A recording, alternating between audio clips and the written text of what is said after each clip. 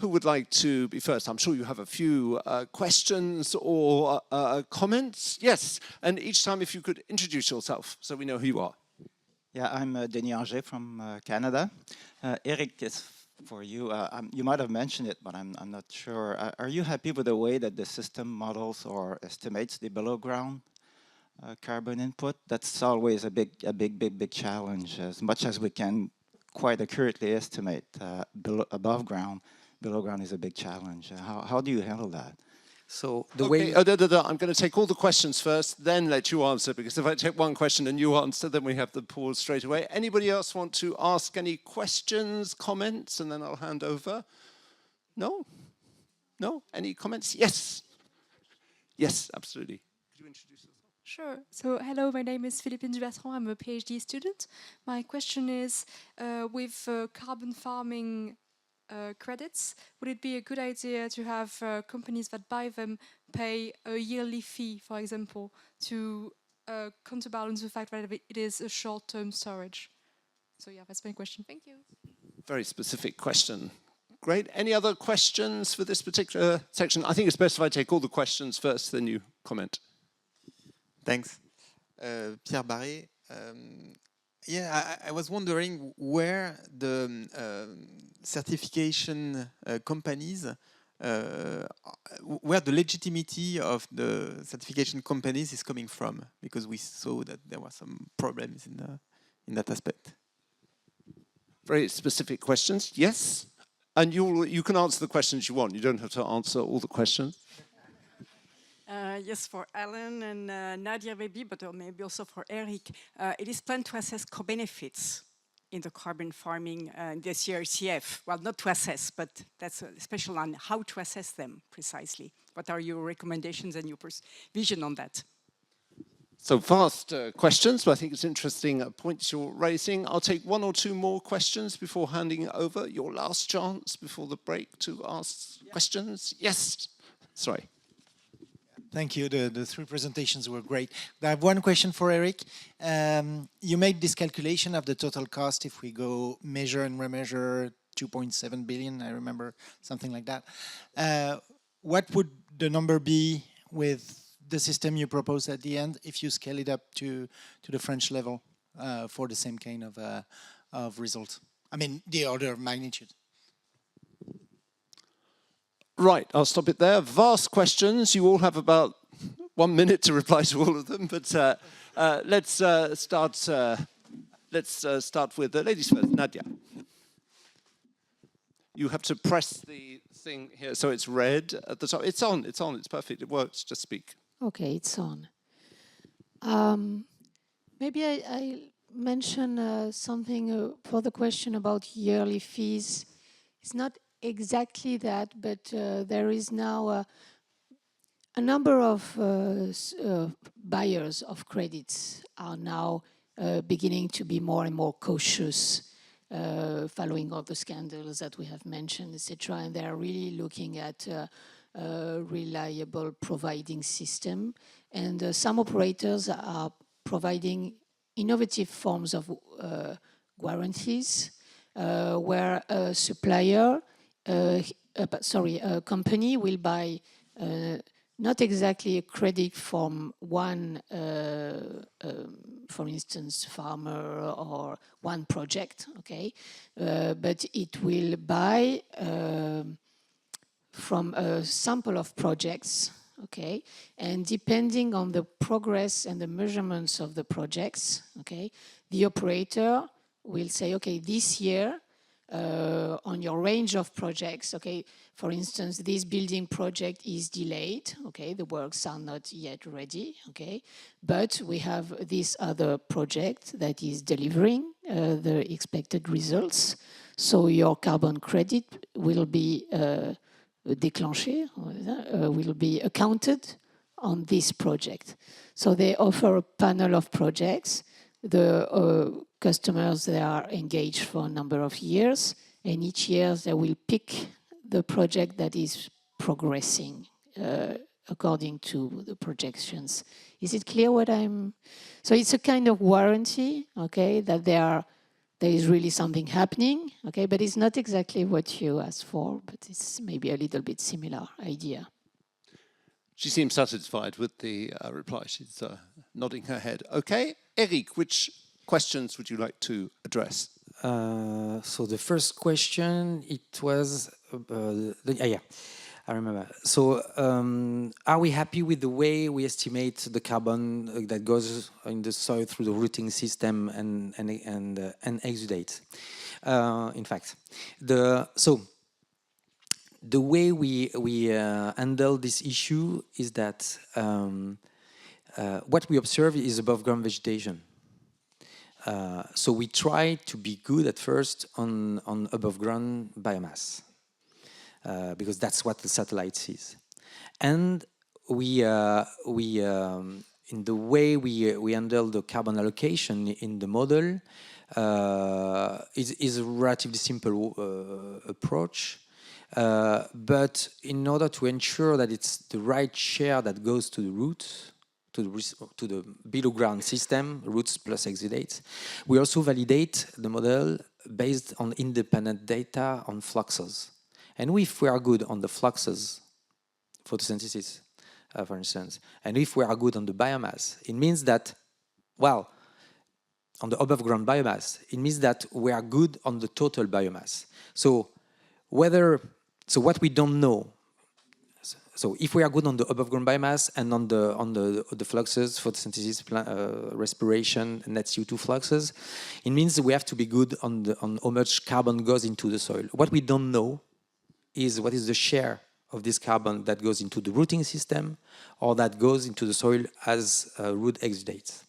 So you might say, yeah, so it will have different dynamics in terms of, yeah, it's true. Of course, it's true. But, I mean, this is a second or third level order issue. I mean, let's try first to be good on the biomass, on the total biomass, on the total carbon that goes into the soil, whether it is more as root exudates or rooting system. Well, if we can achieve that, great, but right now, for me, it's not the priority. And the other question was on the cost.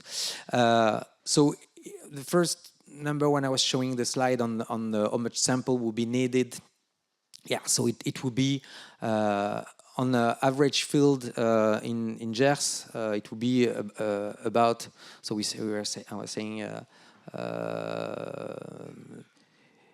25 samples at minimum per hectare, so it will be 250 samples per field, more or less, if you consider a field of 10 hectare or 30 hectare. So that's order of magnitude.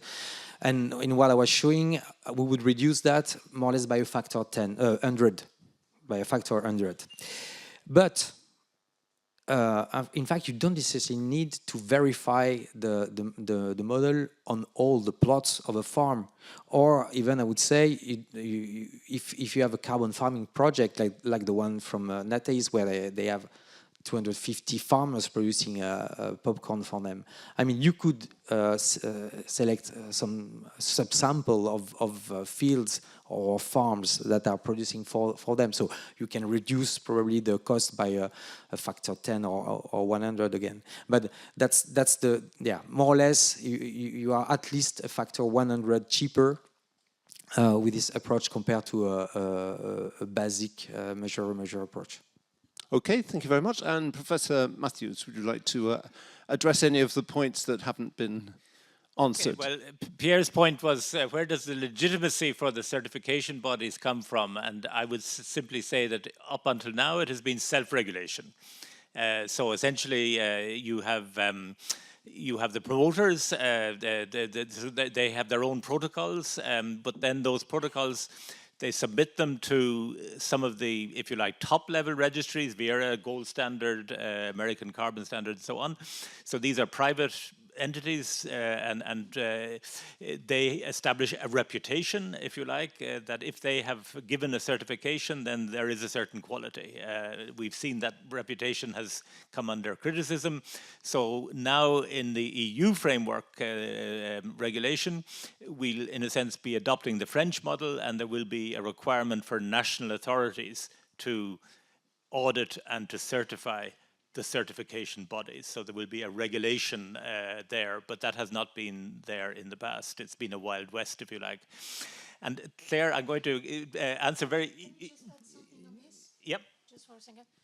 Just to mention that there is even a higher degree even in the voluntary certification bodies. So for instance, you have ICROA that will certify the quality of the certification process, okay? But it is kind of developing well, okay? Because it gives you a bigger overview at more international level. Voilà. And that has been strengthened, I think, in the last year or two. Claire, I'm going to let people off for coffee early because I actually didn't quite catch your question. I do apologize. Co-benefits. How to benefit. How to measure co-benefits. Okay. How to assess. Yeah, well, that's an important question because under the certification framework, there is a requirement for the protocols to demonstrate that there are co-benefits, at least one co-benefit out of a list that's in the regulation. We have to wait to see how these methodologies, the expert group that is assessing and helping the Commission to develop the actual protocols and methodology, what they will come up with. And I presume it will be different for a forest protocol than for a soil carbon one. But market practice currently, most operators, they only display. So they will say, this project contributes to ODD numéro 578, okay, without measurement most of the time. There are some researchers, pilot researchers, for example, in the UK on biodiversity benefits for forestry, which is maybe the most in advanced sector, while trying to assess variety of species, how it can be connected to variety of animals, for instance, or trying to connect ecosystem level benefits with different approaches of forestry. But it's really in progress. And last point. Yeah, and if I can add to that, yeah, we need a more holistic approach. I mean, just if we consider climate mitigation, and I mean, what we want to achieve is climate neutrality at first with those carbon farming practices.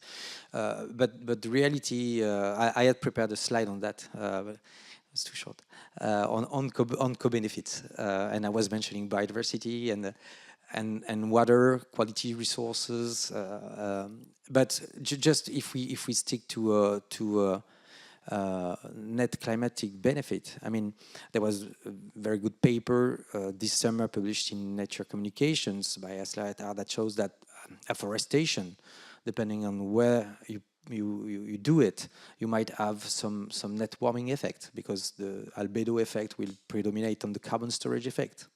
That can be true also for carbon farming practices. We published a paper last year showing that when you store carbon with cover crops, but you leave soil bare during the summer, if it has stored a lot of carbon, it becomes very dark. And then this darkening effect during the summer make totally counterbalance the climate benefit of cover crops. So it's albedo that we have to account for. It's energy partitioning, how much infrared radiations are emitted, and I'm being no. And the good thing is that if we do so, we can have more efficient climate benefits from cover crops. Typically, if we do cover crops, we cover the soil all the time, then you will increase surface albedo in most times. We will have additional cooling effect. You will reduce sensible heat flux, you will reduce infrared radiation, meaning that you will have other cooling effects on top of carbon. It's just that we have to consider that systematically in the carbon farming practices that we promote, to make sure that we promote the right ones, just in terms of net climatic effect. And there will be a policy paper on that soon. There are several projects now that really considering that seriously, and there is even a paper on that, accounting for solar radiation management and carbon dioxide removals combination to have more efficient climate policies. We just have been off-blind for years and years in our strategies for climate change mitigation, forgetting about those processes that are as important as carbon storage. Thank you. Finishing on a relatively positive note. I'm sorry, I'm going to keep everybody to time today because we have a very interesting session afterwards with some concrete examples too, where you'll also be able to make comments and ask your questions. Sorry to have kept you all to time, but it was fascinating and you all had far more to say. But you're all going to be here. We have a coffee break, so you can interchange a little bit on a more personal level, if you like. We have kind of like 20 minutes for coffee, then we come back with, as I say, it's a very concrete sector by sector examples of what we've been talking about in the first session.